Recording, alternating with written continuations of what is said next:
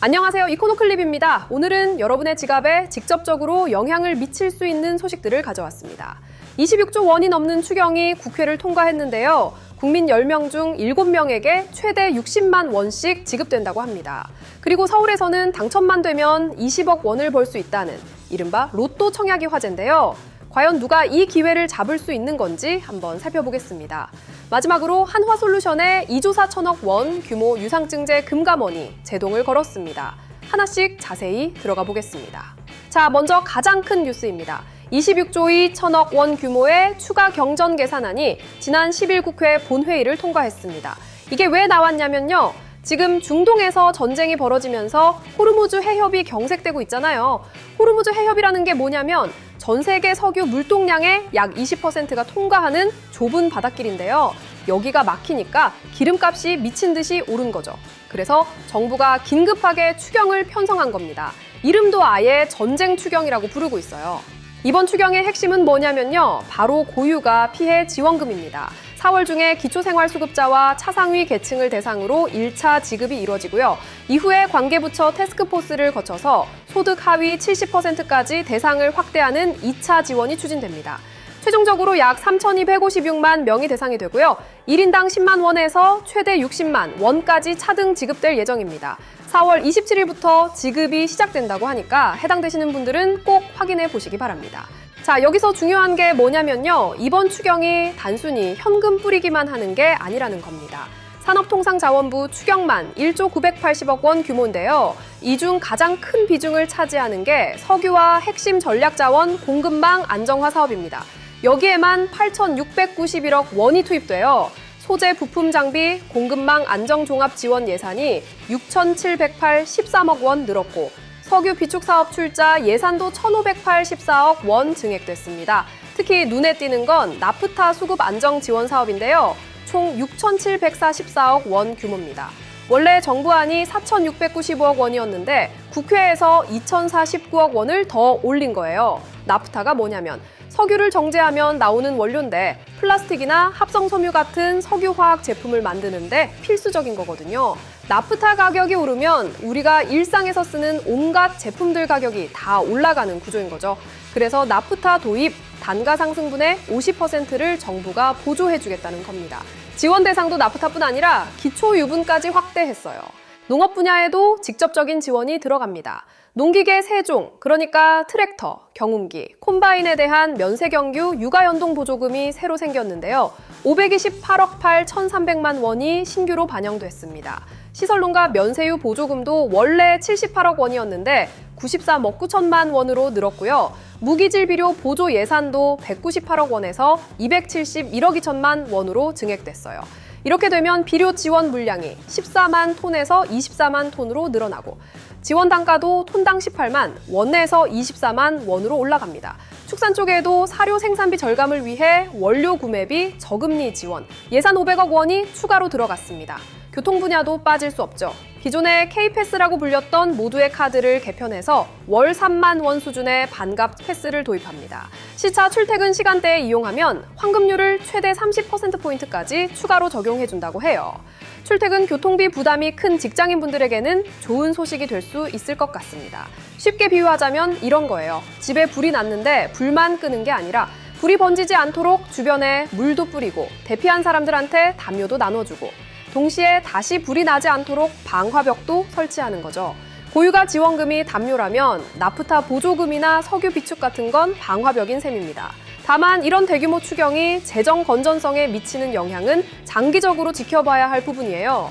정부는 상반기 내에 10조 5천억 원 규모의 사업을 85% 이상 집행하겠다는 계획인데 이 돈이 실제로 민생 안정에 효과를 발휘할 수 있을지 주목됩니다. 두 번째 소식입니다. 서울에서 분양가 상한제가 적용된 아파트 청약이 이번 주에 잇따라 진행되면서 이른바 로또 청약에 대한 관심이 뜨겁습니다. 당첨만 되면 수십억 원의 시세 차익이 기대된다는 건데요. 과연 현실은 어떤지 살펴보겠습니다. 한국부동산원 청약홈에 따르면 서울 서초구 잠원동의 OTL 반포가 오늘부터 14일까지 1순위 청약을 진행합니다. 이 단지는 총 251가구 중 86가구가 일반 분양 물량으로 공급되는데요. 전용 면적 44제곱미터부터 115제곱미터까지 다양한 평형으로 구성되어 있습니다. 자, 여기서 핵심 숫자가 나옵니다. 전용 84제곱미터 분양가가 27억 5천만 원으로 책정됐는데요. 인근 단지의 동일 면적대 매도 호가가 약 48억 원 수준이에요. 단순 계산하면 약 20억 원의 시세 차익이 기대되는 거죠. 이게 바로 로또 청약이라고 불리는 이유입니다. 그런데 여기서 중요한 게 있어요. 이 아파트 분양가가 27억 5천만 원이잖아요. 그런데 중도금 대출이 안 됩니다. 모집 공고문에 명확하게 적혀 있어요. 사업 주체는 중도금 대출을 알선하지 않으니 계약자가 직접 조달해야 한다고요. 그러니까 이 청약에 당첨되려면 27억 원 이상의 현금을 직접 마련할 수 있어야 한다는 뜻인 거죠. 그래서 기사 제목이 현금 부자들만 신났다인 거예요. 거기다 규제도 만만치 않습니다. 규제 지역 내 분양이라서 2년간 실거주 의무가 있고요. 3년 동안은 분양권 전매도 제한됩니다. 그러니까 당첨되더라도 바로 팔아서 차익을 실현할 수 있는 게 아니라 최소 2년은 직접 살아야 하는 거예요. 경쟁은 정말 치열할 것으로 예상됩니다. 업계에서는 청약 가점 만점, 그러니까 84점짜리 당첨자가 나올 수도 있다고 보고 있어요. 실제로 지난 1일에 청약한 서초동 아크로드 서초에서는 일부 주택형 당첨자 전원이 만점 가점을 기록했습니다. 84점이 어떻게 가능하냐면요. 7인 가족이 15년 이상 무주택 상태를 유지하고 청약 통장 가입 기간도 15년을 넘겨야 가능한 점수입니다. 사실상 평범한 가정에서는 달성하기 거의 불가능한 점수인 거죠. 이와 함께 동작구 노량진동의 라클라체 자이드 파인도 14일부터 15일까지 1순위 청약을 실시하는데요. 전용 59제곱미터 기준 분양가가 약 22억 원입니다.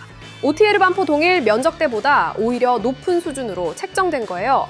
이 현상을 좀 더 넓게 보면 이런 겁니다. 분양가 상한제라는 게 서민 주거 안정을 위해 만들어진 제도인데 실제로는 수십억 원의 현금을 동원할 수 있는 자산가들에게만 로또 티켓이 되고 있다는 거죠.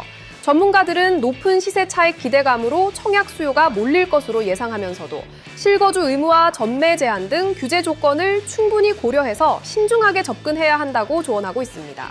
세 번째 소식은 주식시장 이야기입니다. 한화솔루션이 2조 4천억 원 규모의 유상증자를 발표했는데요. 금융감독원이 여기에 제동을 걸었습니다.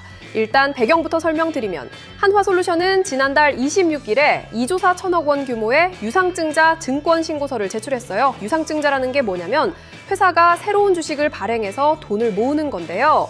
기존 주주 입장에서는 주식 수가 늘어나니까 내가 가진 주식의 가치가 희석될 수 있는 거거든요. 쉽게 말하면.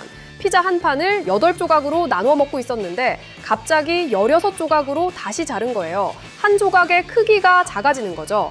그런데 금감원이 9일에 이 증권신고서에 대해 정정신고서를 제출하라고 요구한 겁니다. 금감원은 증권신고서 중요사항에 관한 거짓의 기자애나 표시 내용이 불분명해 투자자의 합리적인 투자 판단을 저해하고 오해를 불러일으킬 수 있다는 이유를 밝혔는데요. 정정 요구가 내려지면서 해당 신고서는 효력이 정지된 상태입니다.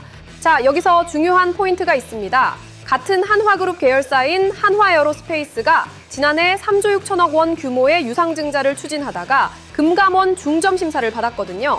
그때 한화에어로스페이스는 금감원 정전교구를 받고 2번의 정전교구에 총 3번의 정정신고서를 제출했는데요. 첫 번째 정정에서 증자 규모를 3조 6천억 원에서 2조 3천억 원으로 대폭 줄였습니다. 1조 3천억 원이나 줄인 거예요. 그래서 시장에서는 한화솔루션도 같은 전철을 밟을 가능성이 높다고 보고 있습니다.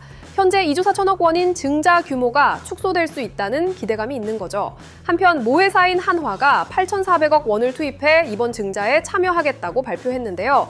한화의 한화솔루션 지분이 36.31%이고 여기에 초과 청약 최대한도 20%까지 인수하겠다는 겁니다. 한화 관계자는 소액주주들의 유상증자 참여 부담을 줄여주는 효과가 있다고 말했는데요. 사실 지분율 유지를 위해서라도 증자 참여는 필수적이었다는 시각도 있습니다. 미래에셋증권은 지분율 36%를 유지하려면 약 8,700억 원의 자금이 필요하다고 분석했어요. 문제는 한화가 참여하더라도 기존 주주들에게는 여전히 1조 5,600억 원의 자금 조달 부담이 남는다는 점입니다. 증자에 참여하지 않으면 주식가치 희석이 일어나고 참여하려면 큰 돈이 필요하고 개인 주주들 입장에서는 이러지도 저러지도 못하는 상황인 거죠. 증자 자금의 용도를 보면 1조 5천억 원은 채무 상환에 쓸 예정이라고 하는데요. DS투자증권은 한화솔루션의 지난해 말 기준 순차입금이 약 13조 원에 달하기 때문에 1조 1천억 원으로는 차입금을 의미 있게 줄이기 어렵다고 지적했습니다. 나머지 9천억 원은 시설 투자에 쓰겠다고 했는데 이것도 시기상 합리적인 투자인지 의문이 제기되고 있어요. 한화솔루션 관계자는 아직 증자 규모 축소 계획 등 정해진 것이 없다면서도 주주 및 언론에서 지적한 내용을 깊이 새겨 주주가치 재고를 최우선으로 정정신고서를 준비하겠다고 밝혔습니다. 회사가 3개월 이내에 정정신고서를 제출하지 않으면 유상증자 계획 자체가 철회된 것으로 간주된다고 하니 앞으로의 행보를 지켜봐야 할 것 같습니다. 오늘 3가지 뉴스를 살펴봤는데요. 공통점이 하나 있습니다. 바로 돈의 흐름이 바뀌고 있다는 거예요. 정부는 26조 원을 풀어서 고유가 위기에 대응하고 있고 부동산 시장에서는 수십억 원의 현금이 로또 청약으로 몰리고 있고 기업은 조 단위의 자금을 주주들로부터 끌어모으려 하고 있습니다. 이런 큰 돈의 움직임이 결국 우리 일상의 물가와 자산 가치에 영향을 미치게 되니까 오늘 전해드린 소식들 잘 기억해 두시면 좋겠습니다. 그럼 오늘도 이코노클립이었습니다. 감사합니다.